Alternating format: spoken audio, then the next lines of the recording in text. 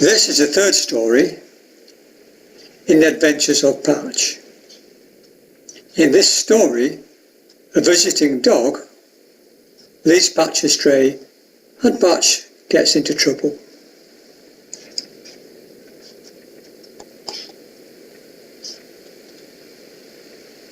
"Hello, Patch," said Jenny.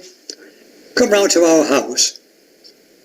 We have a visitor and they have brought their dog Butch with them." Patch eagerly jumped out of his basket. "A new friend?" He wagged his tail and followed Jenny round to her house. When he saw Butch in the garden, he ran up to meet him. They sniffed round each other, as dogs do, and decided that they liked each other. Patch and Butch ran round the garden and were having great fun. But after a while, Patch began to realise that Butch was a bit of a boaster.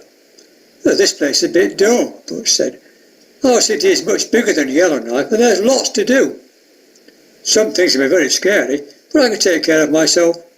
I guess nothing exciting ever happened round here."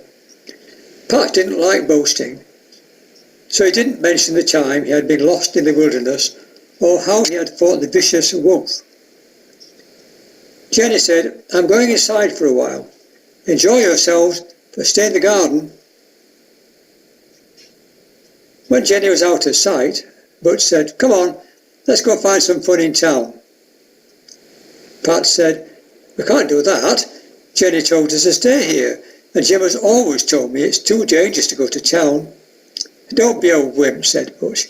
"Just because you come from Yellowknife doesn't mean you should be yellow." This stung Patch, so he reluctantly agreed to go with Butch, and they ran off towards the town. Suddenly, a cat appeared in front of them. "Come on," yelled Butch. "Let's get him." He chased the cat. Patch went with him. The cat was too quick for them and scrambled up a lamppost. He sat at the top and seemed to be laughing at them. Patch didn't like doing this. He wished he was back in his own garden.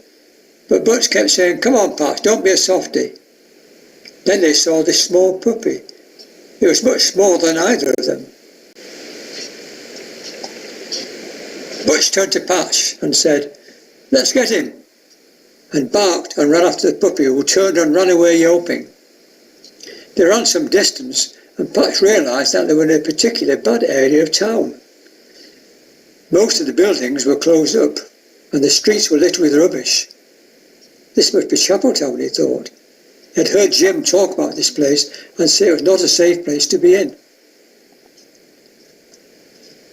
They turned a corner and suddenly came face to face with a pack of very fierce-looking dogs. One of them was obviously the leader of the pack, and he growled and snarled at them. "What are you doing here? This is our place, and no one else is allowed." Patch was pretty scared by this, but thought, well, there are two of us, so we might stand a chance. But he was wrong. Butch had turned and run away, leaving Patch alone. The pack started to move towards him, snarling and growling. He knew he had no chance against them and looked around, desperate for a way out. Then he saw it. There was a small hole in the wall of a nearby building. Patch turned and ran as fast as he could and scrambled to the hall. The pack chased after him, snapping and snarling. But luckily for Patch, the hole was too small for them. They tried for a while to get through, but eventually they gave up and went away. Patch looked round the building. It was a deserted factory and it was very dirty and dusty. Most of the windows were boarded and it was gloomy and he found it hard to see much. He started forward across the room, trying to find a way out.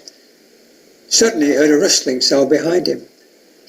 Patch turned round and saw a pack of rats coming towards him. There were too many of them to fight, so Patch ran as fast as he could away from them. Then the floor suddenly collapsed under him and he fell down to the floor below.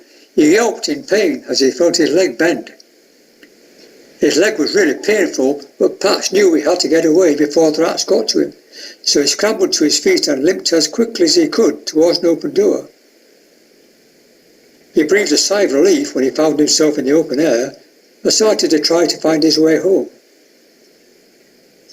It took some time, as his leg was very painful and he was dirty and bruised from his fall. But he eventually reached Jenny's house. Jenny saw him and raced out to meet him. "Oh, Pat," she said, "what have you done to yourself?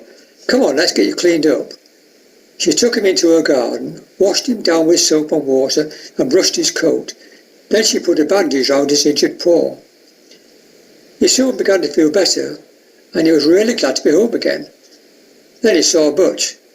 "Where do you go?" he demanded. "Why do you leave me alone?" Butch replied, "I want to get help." "Oh yeah, I believe you," said Pat sarcastically. He knew that Butch was just a coward who boasted a lot but was too scared to help him. Pat was glad when it was time for Butch to go back to the big city. He never let Butch talk him into going out of his garden again, but was happy in his own surroundings. He said to himself, "Jim was right about that place. It is very dangerous. I will stay near to home in the future."